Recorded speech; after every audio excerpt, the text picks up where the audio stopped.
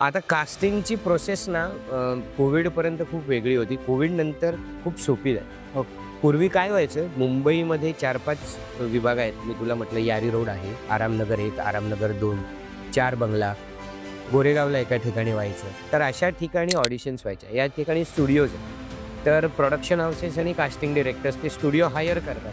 तिथे कास्टिंग करतात. पण आता कोविडनंतर असं झालेलं आहे, की तुमचे मोबाईल नंबर्स आणि डिटेल्स त्या कास्टिंग डिरेक्टर्सपर्यंत पोहोचले, तर ते तुम्हाला WhatsAppवर किंवा मेसेजवर संपर्क साधतात. ती स्क्रिप्ट पाठवतात, कॅरेक्टरविषयी माहिती देतात आणि तुम्हाला घरून तुमची ऑडिशन किंवा सेल्फ टेस्ट आम्ही त्याला म्हणतो, रेकॉर्ड करून त्यांना WhatsAppवर पाठवायचं.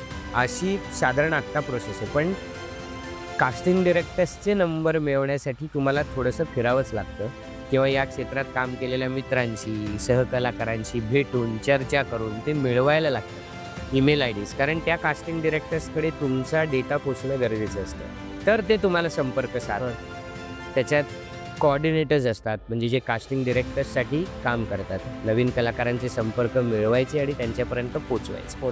तर मग जास्तीत जास्त कास्टिंग डिरेक्टर्सपर्यंत पोचायचं, जास्तीत जास्त ऑडिशन्स द्यायच्या, न कंटाळता घरी आणि मग हळूहळू काम यायला सुरुवात.